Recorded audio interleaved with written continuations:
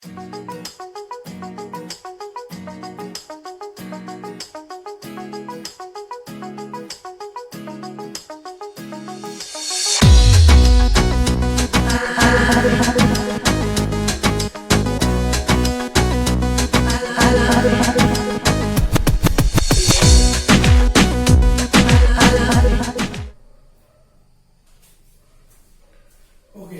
so hello everyone, welcome to my class and also welcome to my channel Physics, the Godfather of Universe.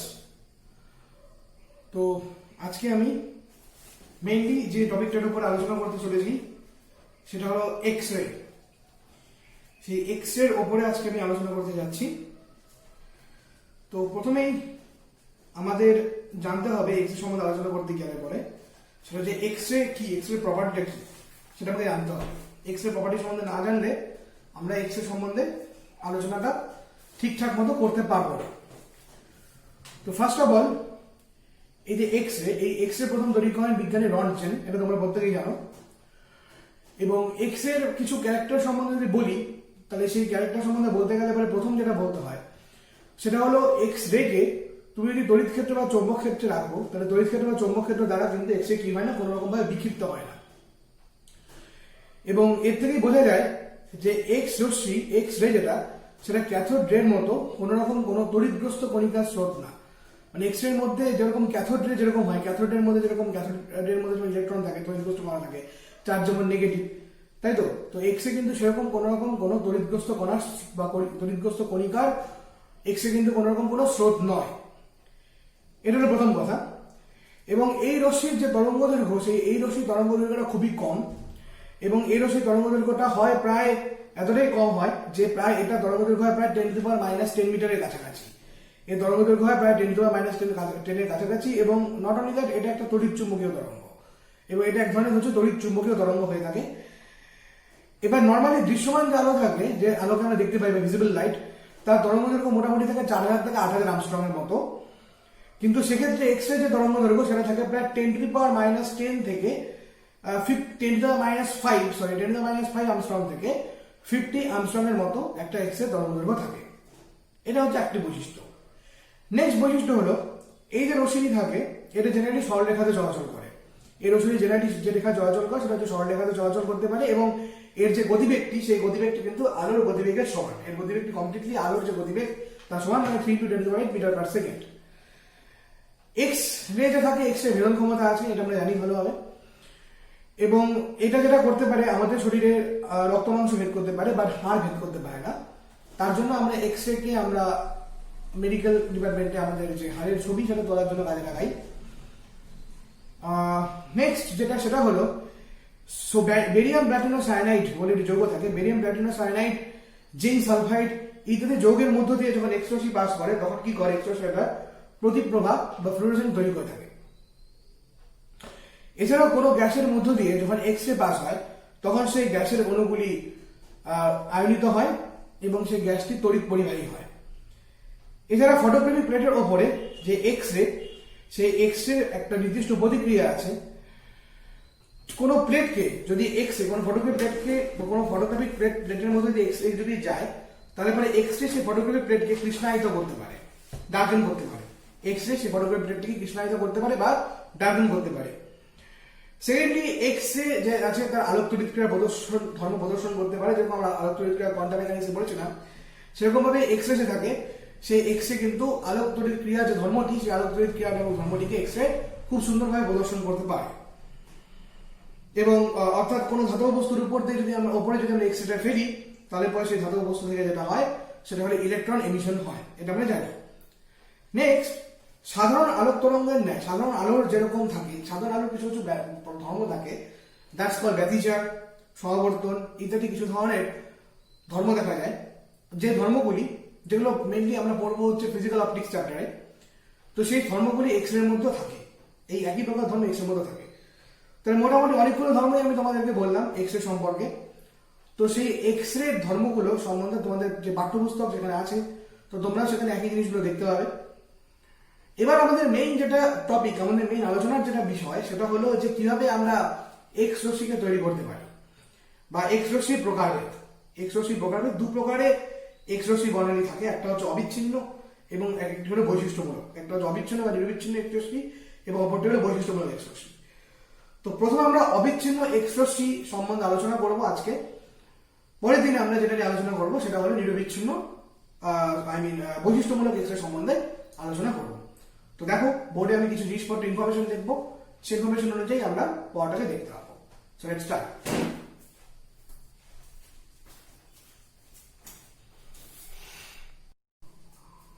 ওকে, তো ফার্স্টে আমি যেটা নিয়ে আলোচনা করতে চলেছি সেটা হলো অবিচ্ছিন্ন এক্স রশ্মি বর্ণালী। ওকে, তো দেখতেই পাচ্ছ বোর্ডে লেখা আছে। আজকে যদিও পাওয়ার লস হয়েছে এখানে, তার জন্য একটু লাইট কম আছে দেখতে পাচ্ছ, তো একটুখানি কাইন্ডলি অ্যাডজাস্ট করে নাও বোর্ড থেকে। ওকে, তো আমি এক্স রশ্মি বর্ণালী ফার্স্ট আমি যেটা লিখেছি সেটা অবিচ্ছিন্ন এক্স রে। তো বলেছে অবিচ্ছিন্ন এক্স রে বর্ণালীতে একটি নিম্নতম তরঙ্গদৈর্ঘ্য থেকে শুরু করে অবিচ্ছিন্ন ভাবে একটি উচ্চতম তরঙ্গদৈর্ঘ্যের বিশিষ্ট সকল প্রকার তরঙ্গদৈর্ঘ্যের বর্ণালী পাওয়া যায়। লোয়ার ও হায়ার ওয়েভলেন্থের মান মানে উচ্চ এবং নিম্নতম যে কম্পাঙ্ক তার মান টার্গেট ধাতুর উপর নির্ভর করে না। যে ধাতুটাকে আমরা টার্গেট এক্স রে তৈরি করতে গেলে পরে একটা ধাতুকে টার্গেট হিসেবে ইউজ করতে হয়, সেই টার্গেট ধাতুর উপরে কোনোভাবে এটা ডিপেন্ড করে না। ডিপেন্ড করে এক্স নলে আমি যে ভোল্টেজটা অ্যাপ্লাই করছি, যে ভোল্টেজটা দিচ্ছি তার উপরে মেইনলি এটা ডিপেন্ড করে থাকে। তো তোমরা দেখতেই পাচ্ছ, ঠিক আমি এই কথাটা বলার একটু পরেই আমি একটা গ্রাফ প্লট করেছি এবং সেই গ্রাফে তোমরা দেখতে পাচ্ছ যে বিভিন্ন রকম তরঙ্গদৈর্ঘ্যের কিছু এরকম গ্রাফ করা আছে এবং দেখা যাচ্ছে। এবং আমি বলেছিলাম যে নিম্নতম তরঙ্গদৈর্ঘ্য থেকে উচ্চতম তরঙ্গদৈর্ঘ্য পর্যন্ত এখানে এ বি সি ডি, তাই তো, মানে ওয়েভলেন্থ আর ইন্টেন্সিটির মধ্যে যদি গ্রাফ প্লট করা যায় একটা সার্টেন ভোল্টেজের মধ্যে ফর ফিক্সড ভোল্টেজ, একটা ভোল্টেজ ফিক্সড সাপোজ 50,000 ভোল্টের মধ্যে যদি আমি ইন্টেন্সিটি আর ওয়েভলেন্থের মধ্যে গ্রাফ প্লট করি, প্রায় গসিয়ান লেভেলের গ্রাফটা দেখতে হয়। এবং সেখানে একটা লোয়েস্ট ইন্টেন্সিটি লেভেল থেকে শুরু করে ধীরে ধীরে কি হয়, লোয়েস্ট ওয়েভলেন্থ থেকে শুরু করে ধীরে ধীরে যত আমি ইন্টেন্সিটি বাড়তে থাকে ওয়েভলেন্থটা তত একটা টাইম পরে বাড়ে। যত আমি ওয়েভলেন্থটা বাড়াতে থাকবো, যত ওয়েভলেন্থ লেভেল বাড়ানো যায়, একটা সার্টেন টাইম পর্যন্ত ইন্টেন্সিটিটা বাড়তে থাকে, তারপর আবার কমে যায়, যেটা গসিয়ান গ্রাফের মতো। এবং প্রত্যেক ক্ষেত্রে মোটামুটি তাই হচ্ছে, এফ গ্রাফ বা বি গ্রাফ বা সি গ্রাফ বা ডি গ্রাফ যাই ধরো না কেন। কিন্তু ঘটনা হচ্ছে আমি যদি একটু ভালো করে দেখি, আমি যত ভোল্টেজটা বাড়াতে থাকবো, 20,000 ভোল্টের জন্য আমি এটা পাচ্ছি, তখন সেখানে গ্রাফটা শুরু হচ্ছে এইসব জায়গা থেকে। তো এখানে আমি একটা ল্যামডা পাবো, this is called lambda D, এবং এগুলো প্রত্যেকেই তাদের মিনিমাম ভ্যালু, মিনিমাম প্রত্যেক মিনিমাম ভ্যালু। তারপর আস্তে আস্তে ওয়েভলেন্থ যত বাড়ে তত আমার ইন্টেন্সিটি লেভেল বাড়তে থাকে এবং একটা সার্টেন টাইম পরে কমে যায় বা ফিক্সড হয়ে যায়। এখানে ইন্টেন্সিটি লেভেলটা প্রায় কনস্ট্যান্ট হয়ে গেছে। বাট একটা লক্ষ্য করার বিষয়, আমি যত ভোল্টেজটা বাড়াচ্ছি ল্যামডা মিনিমামটা তত কমে আসছে। একটু ভালো করে খেয়াল করো, lambda A minimum is less than lambda b minimum is less than lambda c minimum is less than lambda d minimum, তাই তো? তত আস্তে আস্তে কি কমতে থাকে এবং lambda d minimum যে থাকে সেই lambda d minimum এর ভ্যালুটা হয় সবচেয়ে বেশি, তাই তো? মানে এবং তার মানে তোমরা এখান থেকে ইজিলি গ্রাফটা বোঝা যাচ্ছে এই যে পোটেনশিয়াল যে থাকে, মানে আমি যে এক্সপেক্টেড যে পোটেনশিয়ালটা দিচ্ছি সেই পোটেনশিয়ালের সাথে এর যে রিলেশনটা, মানে আমার ল্যামডা যেটা, সেই ল্যামডা রিলেশনটা বা ল্যামডা মিনিমামের যে রিলেশনটা সেটা কিন্তু ব্যস্তানুপাতিক। দ্যাট মিন্স আমি যত পোটেনশিয়াল, এবং সেটা আমি লিখে দিয়েছি যে লোয়ার এবং হায়ার ওয়েভলেন্থের মান টার্গেট ধাতুর প্রকৃতির উপর নির্ভর করে না, নির্ভর করে এক্স মানে অ্যাপ্লাইড ভোল্টেজের উপরে কমপ্লিটলি।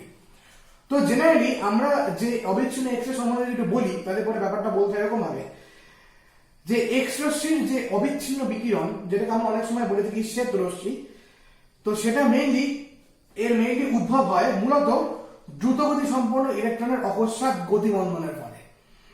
এই যে অবিচ্ছিন্ন এক্স রেটা যেটা তৈরি হচ্ছে সেটা কিভাবে তৈরি হচ্ছে, সেটা হচ্ছে মেইন কথা হচ্ছে এরকম যে অবিচ্ছিন্ন এক্স রশ্মি মেইনলি তৈরিটা হয় যে কোনো একটা দ্রুতগতি সম্পন্ন ইলেকট্রন যদি হঠাৎ করে রিটার্ডেড হয়ে যায়, মানে ওর ধরো একটা দ্রুতগতি সম্পন্ন ইলেকট্রন আসছিল, সে যদি হঠাৎ করে তার যদি আমার ভেলোসিটি যদি কমে যায় বা হঠাৎ করে যদি তার বন্ধন হয়, তাহলে পরে যে হয় তাহলে পরে যে জিনিসটা তৈরি হয় সেটা হলো অবিচ্ছিন্ন এক্স রশ্মি। তো আমরা জেনারেলি জানি তড়িৎ চুম্বকীয় তত্ত্বানুযায়ী কোন তড়িৎগ্রস্ত কণার যদি গতি ত্বরান্বিত হয় অথবা মন্দীভূত হয় তবে ওই কণার গতিশক্তির কিছু অংশ তড়িৎ চুম্বকীয় বিকিরণে পরিণত হয়। তড়িৎ চুম্বকীয় যে তত্ত্ব, তড়িৎ চুম্বকীয় তত্ত্ব অনুযায়ী বলা হয়েছে ইলেকট্রোম্যাগনেটিজম থিওরি অনুযায়ী যে কোনো তড়িৎ চুম্বকীয় কণার বা কোনো চার্জ পার্টিকেলের বা কোনো তড়িৎগ্রস্ত কণার যদি গতিটা হঠাৎ করে বৃদ্ধি পায় বা যদি অ্যাক্সেলারেশন হয় কিংবা রিটার্ডেশন হয় তবে তার যে কণার যে গতিশক্তি, ডেফিনেটলি গতিশক্তি তাহলে করে যদি অ্যাক্সেলারেশন হয় তাহলে গতিশক্তি বাড়বে, রিটার্ডেশন হয় তাহলে গতিশক্তি কমবে, তাহলে সেই কণার যে গতিশক্তির কিছুটা অংশ সেটা কি হয় তড়িৎ চুম্বকীয় বিকিরণে পরিণত মানে কিছু অংশ এইচ নিউতে কনভার্ট হয়। পরিষ্কার কথা এটাই। সর্বাপেক্ষা বেশি ভেদন শক্তি সম্পন্ন অথবা কঠিনতম এক্স রশ্মি সৃষ্টি হবে যখন দ্রুতগতি সম্পন্ন ইলেকট্রন অকস্মাৎ টার্গেটের বিস্ফোরণের সাথে সংঘাতের ফলে সম্পূর্ণ গতি হয়। একটা টার্গেট, এই যে জিনিসগুলো তৈরি হচ্ছে তাতে করে টার্গেট থাকা, এবং টার্গেট হিসেবে মেইনলি যাকে ইউজ করা হয় সেটা হলো molybdenum, sorry not molybdenum, tungsten use করা হয়। এবার একটা টাংস্টেন ধাতু তোমার আছে, এবার তুমি একটা ট্রিমেন্ডাস ভেলোসিটি নিয়ে কোনো একটা ইলেকট্রন আসছে, এবার আস্তে আস্তে আস্তে আস্তে আসার পরে যদি টাংস্টেন ধাতুর পৃষ্ঠে ঢোকে ওর হঠাৎ করে গতিরুদ্ধ হয়ে যায়।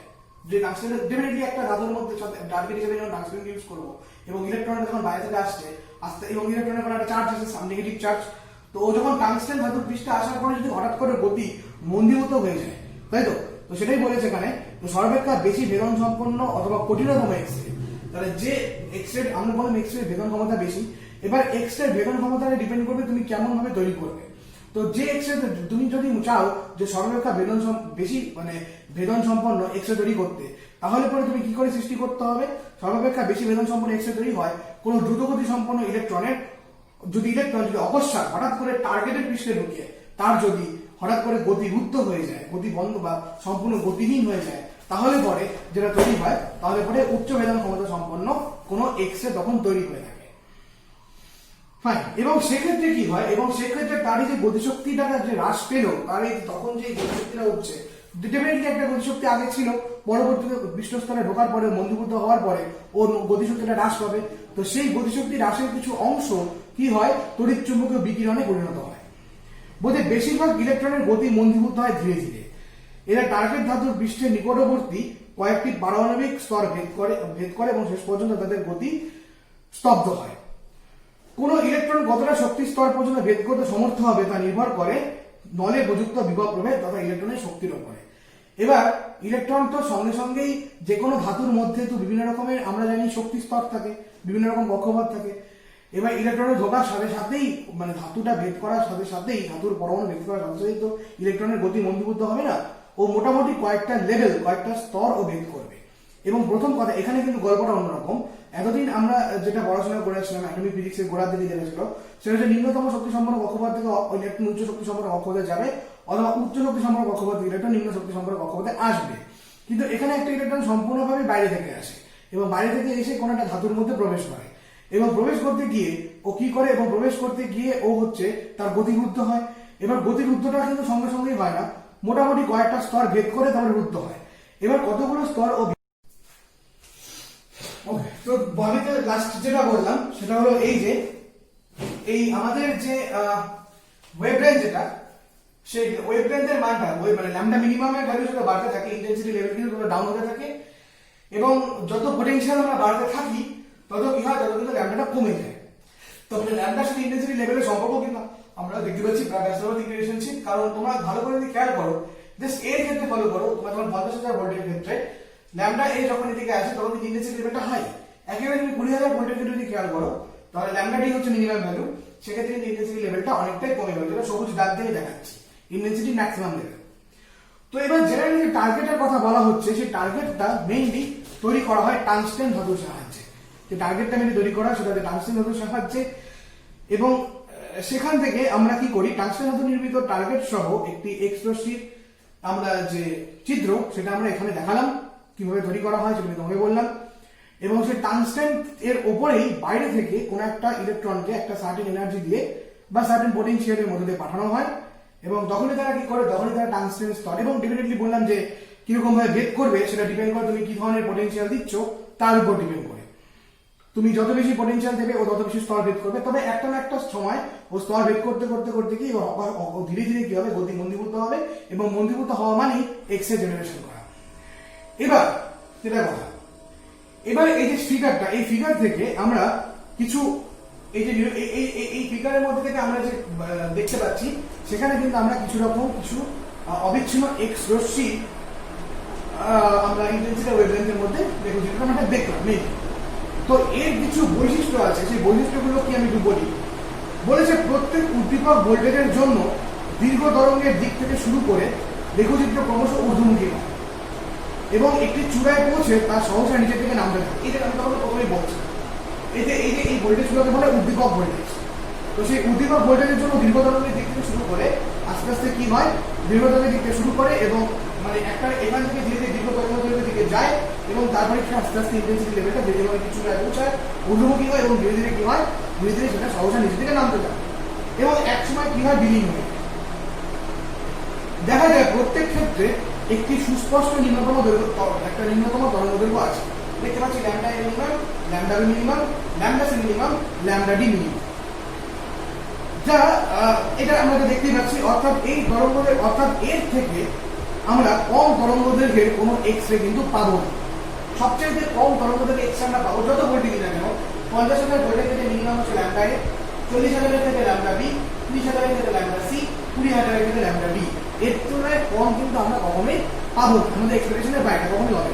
এবং প্রত্যেকের মধ্যে ব্যাপারটা বললাম, ল্যাম্ডাটা সবচেয়ে কম এবং ল্যাম্ডা ডিটা সবচেয়ে বেশি। পরীক্ষার ফলে দেখা যায় যে টাংস্টেন টার্গেটের বেলায় উদ্দীপক বিভব যদি 50,000 ভোল্ট হয়, এটা যদি পরীক্ষার এক্সপেরিমেন্টাল অবজারভেশন থেকে আমরা দেখি, যদি টাংস্টেন টার্গেটকে ইউজ করে এবং সেক্ষেত্রে 50,000 ভোল্ট উদ্দীপক ভোল্টেজ দিই, তাহলে সেক্ষেত্রে আমরা যে ল্যাম্ডা এ মিনিমাম যেটা পাই, সেই ল্যাম্ডা এ মিনিমামের একটা ফিক্সড ভ্যালু থাকে। তো সেই ল্যাম্ডা এ মিনিমামের ভ্যালু হয় টাংস্টেনের ক্ষেত্রে, তো এই ল্যাম্ডা এই মিনিমাম এর ভ্যালুটা হয় টাংস্টেনের ক্ষেত্রে প্রায় 0.25 আর্মস্ট্রং এর মতো, প্রায় 0.25 আর্মস্ট্রং এর মতো। ওকে, কিন্তু সেক্ষেত্রে যদি আমরা একই জায়গাতে যদি আমরা 20,000 ভোল্ট ইউজ করি টাংস্টেনের ক্ষেত্রে, তাহলে ল্যাম্ডা টি মিনিমামের ভ্যালু হয় প্রায় 0.65 আর্মস্ট্রং এর মতো, প্রায় 0.65 আর্মস্ট্রং। তাহলে তোমরা দেখতে পাচ্ছ যে অনেকটা বেড়ে গেল, তাই তো? এবার এটা কেন হয়, কিভাবে হয়, তার নিশ্চয়ই একটা ম্যাথমেটিক্স আছে, সেটা আমি একটু পরে শেখাচ্ছি তোমাদের, অসুবিধা নেই। এবার চিত্র থেকে এটা হচ্ছে সেকেন্ড ইস্যু আমরা দেখতে পেলাম। এন্ড থার্ড ইস্যু ইজ, চিত্র থেকে দেখা যায় যে বর্ণের তীব্রতা একটি বিশেষ তরঙ্গ দৈর্ঘ্যে সর্বাধিক হয়। ঠিক, ডেফিনেটলি একটা বিশেষ তরঙ্গ দৈর্ঘ্যের জন্য বর্ণের তীব্রতাটা সর্বাধিক হচ্ছে এবং ওই সর্বাধিক তীব্রতার অবস্থান উদ্দীপক বিভাগের উপর নির্ভরশীল। ডেফিনেটলি উদ্দীপক বিভাগের মান যত কমতে থাকবে, তীব্রতার মান যত কমতে থাকছে, দেখতে পাচ্ছ? ওকে, তো এবার উদ্দীপক বিভব বৃদ্ধির ফলে সর্বাধিক তীব্রতার অবস্থান ধীরে ধীরে ক্ষুদ্রতর তরঙ্গ দৈর্ঘ্যের দিকে কিন্তু সরে যায়, তাই তো? উদ্দীপক বিভবের মান যদি আমরা বাড়াতে থাকি, তাহলে পরে কি হয়, তাহলে পরে কিন্তু এই যে আমাদের যে তীব্রতার যে মানটা, সেই তীব্রতার মানটা কি হয়, তীব্রতার মানটা ধীরে ধীরে আমাদের বৃদ্ধি করলে পরে তীব্রতার মান ধীরে ধীরে কিন্তু ক্ষুদ্রতম যে তরঙ্গ দৈর্ঘ্য, সেই ক্ষুদ্রতম তরঙ্গ দৈর্ঘ্যের দিকে কিন্তু আস্তে আস্তে সরে যাবে। ওকে, তো এই হলো আমাদের অবিচ্ছিন্ন এক্স রশ্মি বর্ণালীর মেইন ক্যারেক্টার। মেইনলি অবিচ্ছিন্ন এক্স রশ্মি বর্ণালীটা মেইন হচ্ছে তৈরিটা আমাকে মনে রাখতে হবে যে অবিচ্ছিন্ন এক্স রে তৈরি হয় একটা দ্রুতগতি সম্পন্ন ইলেকট্রনের অকস্মাৎ গতিবন্ধনের, কারণ এই গতিবন্ধনটাই আসল এবং এই গতিবন্ধনটা মেইনলি ডিপেন্ড করবে কোথায় গিয়ে ও গতি মন্দীভূত হবে, সেই ঘটনাটা পুরোটাই ডিপেন্ড করবে তুমি কি ধরনের কুড়িজনের ভোল্টেজটা দিচ্ছ তার উপর। তোমার যদি ভোল্টেজের মানটা বেশি হয় বা তোমার যদি পোটেনশিয়ালটা বেশি হয়, তাহলে পরে কি হবে, তাহলে পরে কিন্তু ও একটা মানে অনেকটাই স্তর ভেদ করে তারপরে গতি মন্দীভূত হবে। এবং তোমার যদি পোটেনশিয়ালের মানটা কম হয়, তাহলে পরে খুব একটা বেশি স্তর ক্রস করতে পারে। কিন্তু যাই করুক না কেন, যেখানে গতি মন্দীভূত হোক না কেন, ইলেকট্রোম্যাগনেটিক থিওরি অনুযায়ী কোন ইলেকট্রনের গতি, পার্টিকেলের গতি বাড়ুক কি কমুক বা গতি শক্তি হ্রাস পাক বা বৃদ্ধি পাক, সেই শক্তির কিছু অংশ আমরা জানি তড়িৎ চুম্বকীয় শক্তিতে পরিণত হয় এবং এই তড়িৎ চুম্বকীয় শক্তিতে পরিণত করতে গিয়েই ওরা এক্স রে এর উদ্ভব করে। এবং তার পাশাপাশি আমরা যেটা মেনলি দেখলাম, এই গোটা যে এক্স রেটা, এই যে অবিচ্ছিন্ন যে এক্স রেটা বা নিরবিচ্ছিন্ন যে এক্স রেটা, এই অবিচ্ছিন্ন এক্স রে বা নিরবিচ্ছিন্ন এক্স রে তৈরিটা গোটাটাই ডিপেন্ড করে কিন্তু আমাদের পুরোপুরি পোটেনশিয়ালের ওপরে। কি ধরনের পোটেনশিয়াল না, তুমি কি ধরনের টার্গেট ইউজ করছো তার উপর ডিপেন্ড করে না, মেইনলি ডিপেন্ড করা হয় কি ধরনের পোটেনশিয়াল তুমি দিচ্ছ তার উপরে। এবং দীর্ঘতম এবং হ্রস্বতম যে তরঙ্গ দৈর্ঘ্য, তার মানটাও কিন্তু পোটেনশিয়ালের উপর ডিপেন্ড করে। এবং আমরা এখনই দেখব যে এই যে আমাদের যে তরঙ্গদৈর্ঘ্য সেই তরঙ্গদৈর্ঘ্যের সাথে এই মিনিমাম যে ওয়েভলেন্থ সেই মিনিমাম ওয়েভলেন্থের সাথে এই যে আমাদের আমাদের এই ভোল্টেজ যেটা বা পোটেনশিয়াল যেটা তার সম্পর্ক যে ব্যস্তানুপাতিক সেটা আমি তোমাদের এখনই দেখাবো। দেখো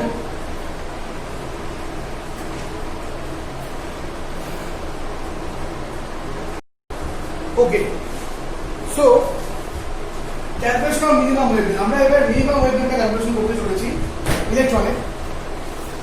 তো আমরা দেখলাম অবিচ্ছিন্ন বর্ণালীর সর্বনিম্ন তরঙ্গদৈর্ঘ্য যে ল্যাম্ডা মিনিমাম সেটা এক্স ধরে এক্স রশ্মি যে নল, সেই এক্স রশ্মি নলের প্রযুক্ত যে বিভব হবে তার উপর পুরোপুরি নির্ভরশীল এবং এটা টার্গেট যে ধাতু তার উপর কোনোভাবে নির্ভরশীল নয়।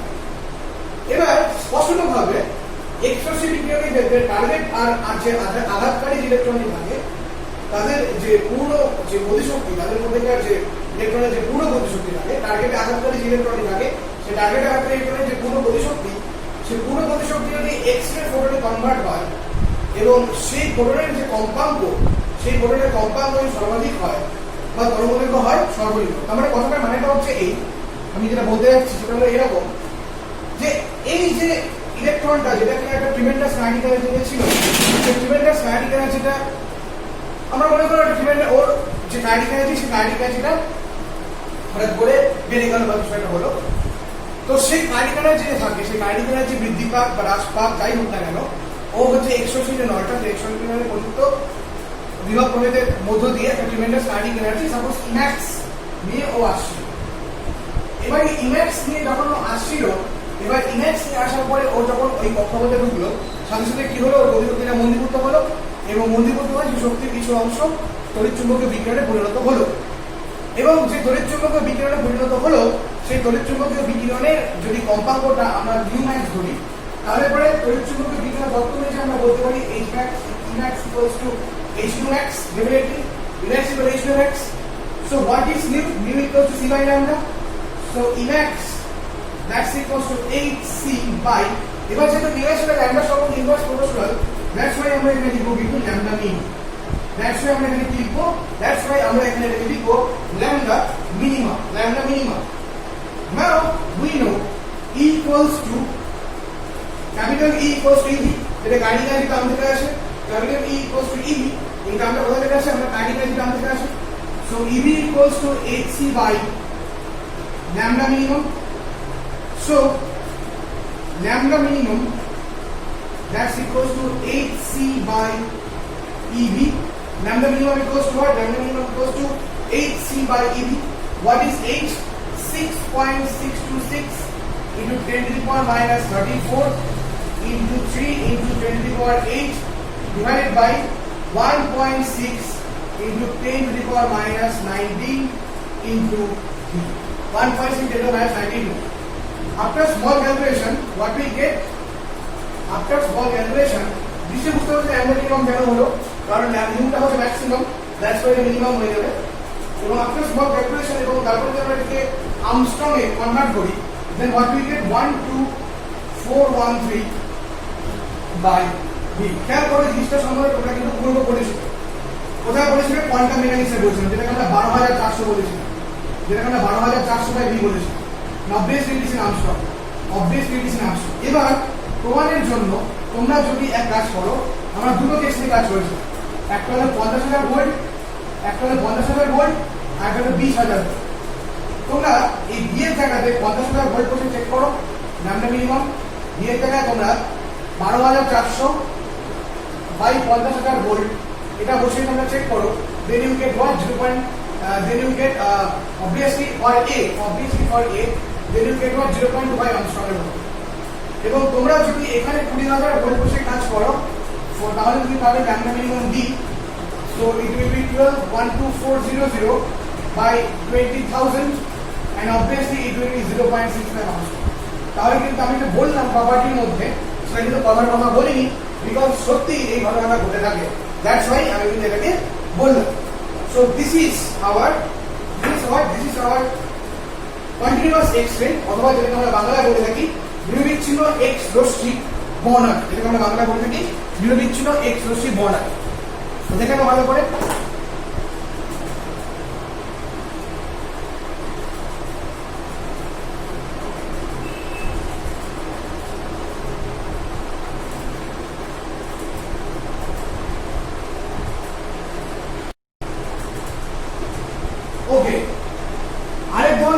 বর্ণালী হয়, যেটাকে বলা হয়ে থাকে, যেটাকে আমরা বলে থাকি বৈশিষ্ট্যমূলক।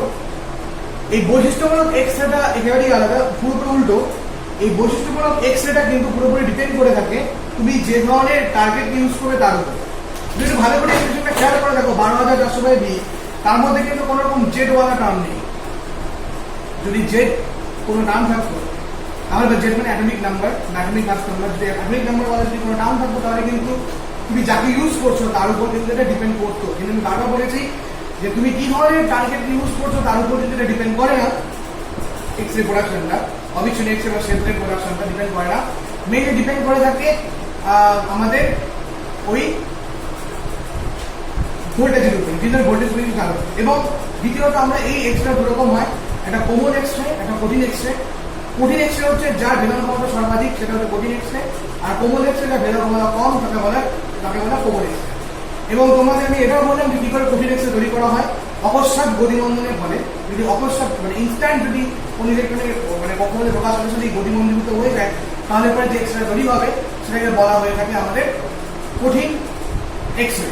এবং কোমল এক্স রেটা অন্য ব্যাপার, ঠিক তার উল্টো কেস হয়, বুঝতেই পারছো। তো নেক্সট দিন বা আগামীকালকে আমি যেটা নিয়ে আলোচনা করব সেটা হলো আমাদের ওই কন্টিনিউ মানে আমাদের এটা তো নিরবিচ্ছিন্ন হলো বৈশিষ্ট্যমূলক যে এক্স রে, সেই বৈশিষ্ট্যমূলক এক্স রে সম্বন্ধে আমি নেক্সট দিন আলোচনা করবো। তো আজকে তোমরা এটা ভালো করে পড়ো, বাড়িতে ভালো করে টেক্সট বুকটা ভালো করে দেখো, যেগুলো বললাম সেগুলো ভালো করে মিলিয়ে নাও, মিলিয়ে নিয়ে বাইরে পড়া শুরু করো। আর আরেকটা জিনিস আমি তোমাদের পড়াবো আগামীকালের পরে, যেটা হলো কম্পাউন্ড এফেক্ট। এই কম্পাউন্ড এফেক্ট সম্বন্ধে আমি একটু পড়াবো, এবং কিছু কোয়ান্টামের উপরে যেটা আমি কোনো নিউমেরিক্যালস পড়াইনি, তো এরকম কোয়ান্টামসের উপরে আমি কিছু নিউমেরিক্যালস তোমাদের পড়াবো। তার আগে কিছু এর উপরে করিয়ে নিই, তারপরে কোয়ান্টামের পড়াবো, তাই চলতে উইকেও পড়াতে পারি। খুব আগামীকালকে যদি আমি নিরবিচ্ছিন্ন এক্স রেটা বৈশিষ্ট্যমূলক এক্স রেটা বলি, তাহলে আগামী কোর্স আমি কম্পাউন্ড পড়াচ্ছি, এবং রবিবার দিন আমি পড়াবো কোয়ান্টামের উপরে কিছু নিউমেরিক্যাল প্রবলেম। আমি পড়াবো কিছু প্রবলেম সেটে কিছু প্রবলেম পড়াবো, ভালো ভালো টাইপের প্রবলেম। এবং আরও নিরবিচ্ছিন্ন তো হয়ে গেল। বৈশিষ্ট্যমূলক হওয়ার পরে আমাদের একটা ছোট থিওরি থাকবে, সেটা মোজরের ল। তো মোজরের লটা হয়ে গেলে পরেই আমাদের অ্যাটমিক ফিজিক্সটা শেষ, আর কিছু বাকি থাকবে না। তারপরে আমি শুরু করবো ডাইরেক্ট ইলেকট্রোস্ট্যাটিক্স থেকে।